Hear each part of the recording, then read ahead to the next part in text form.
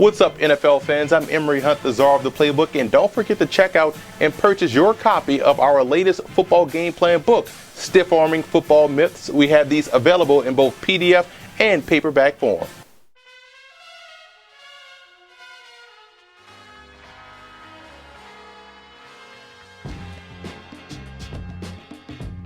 For the Chicago Bears in this ball game, I would run off tackle versus those young, inexperienced defensive ends of the New England Patriots. I believe they can have some success running the football, and that's how you minimize your mistakes, by taking the ball out of the hands of Jay Cutler and putting it in the belly of Matt Forte. And I would also defensively stay physical with Rob Gronkowski. You have to give yourself a chance back there in coverage. Keep him busy on the line of scrimmage. Get physical with him, and that way you throw off the timing of the passing game. And they have to maximize their possessions. That doesn't always mean they have to come away with points. Points are nice, whether it's field goals or touchdowns, or even just flipping the field position. 3 first downs, that's 30 yards you've gained offensively. Now if you're punting, you're flipping the field position, but they have to make sure they maximize possessions. Can't have those empty possessions like we've seen from Chicago so far this season.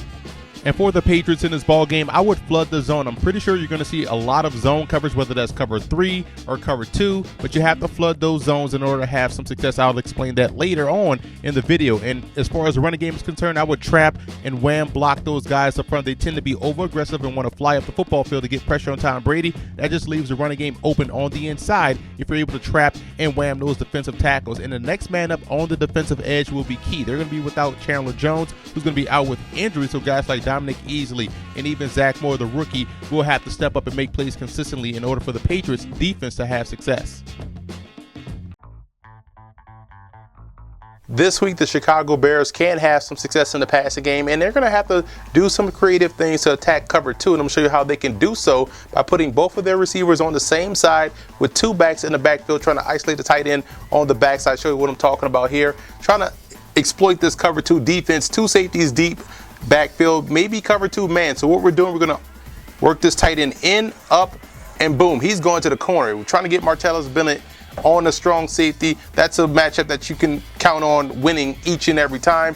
Work him up to the corner. That's going to pull 1 safety. Now we go front side. What we're trying to do, off of play action, the extra tailback you put in the backfield, he's going to occupy the flat in this cover 2 defense. And what we're doing with the receivers before the snap of the football, we're going to bring him in motion, outside leg of the inside receiver. We're going to shoot him down the middle, down the rail. So now you have a 2-on-1 situation. Free safety is in a bind. He's going to have to pick one. Worst case scenario, you can hit your back in the flare, and that's how you create opportunities. This is a split route going down the middle of the field. He's splitting the 2 safeties. We have the receiver running the rail. You know how well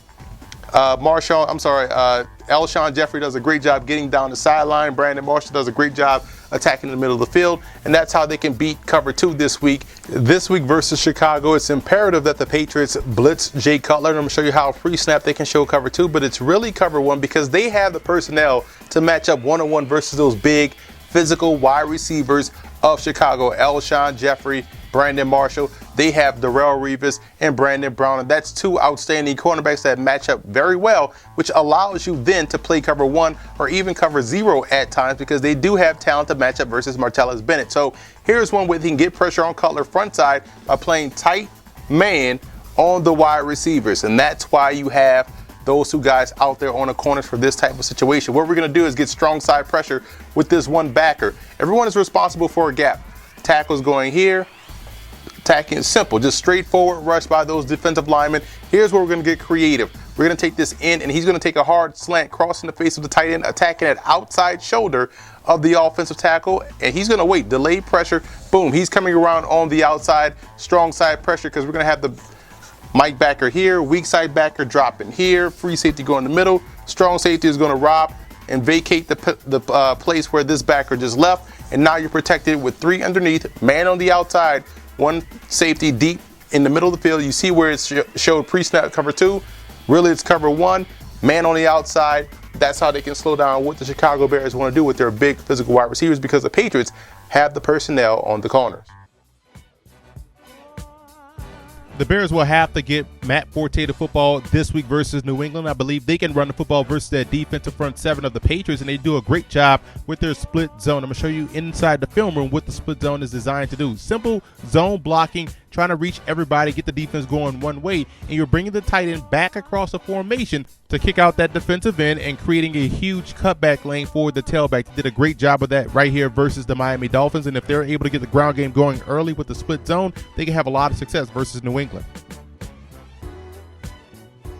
The Patriots will get some creative looks in the secondary this week from the Chicago Bears, mainly zone coverage, and what you see right here, it looks like cover 2 pre-snap, but as the cadence starts to wind down, they'll rotate down to a 3 shell look, putting that strong safety as a pseudo linebacker, and he's going to be protecting the curl out area in the flat. Now that gives them 4 underneath defenders to play the sticks in this situation.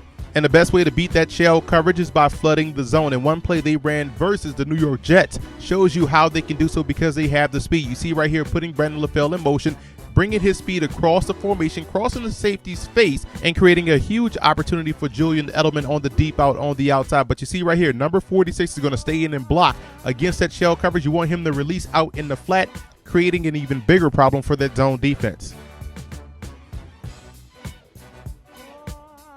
The biggest X factor in this football game for the Chicago Bears, I believe a third wide receiver has to emerge and take one of those corners away from New England. You look at guys like maybe Santonio Holmes or even Josh Gordon.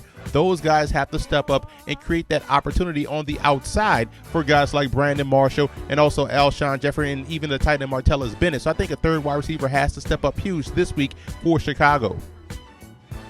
For New England, like I've mentioned earlier, the biggest X factor, I believe, will be those young defensive ends. Dominic Easley, the rookie, as well as fellow rookie Zach Moore out of Concordia in Minnesota. Those 2 young players will have to step up and be a constant nuisance in the face of Jay Cutler. I like New England in this ball game. I believe this is a bad matchup for Chicago. What New England has, I talked about it earlier on the whiteboard, 2 excellent corners that can match up one-on-one versus those bigger wide receivers, thus putting the pressure on guys on the inside to make plays consistently, and I don't think they can do that. So I think the Patriots will take care of business this week versus Chicago, which should still be a very entertaining game. What's up, fantasy football fans? I'm Emery Hunt, the czar of the playbook. For all of your starts, sits, fantasy football notes, news, and tidbits, tune into our podcast, Football Game Plan Starting Lineup, every Wednesday at 8 p.m. Eastern Time on our Football Game Plan Radio Network, which is located at blogtalkradio.com/footballgameplan. And don't forget to check out Football Game Plan's NFL Wraparound live every Sunday at 9 a.m. Eastern Time at blogtalkradio.com/footballgameplan, where we give you all of our late-minute and last-minute notes, news, and tidbits and thoughts on each and every game on the NFL schedule. And I also want to give a huge shout-out to Patriot fan forums and Bear fan forums for always showing Football Game Plan support.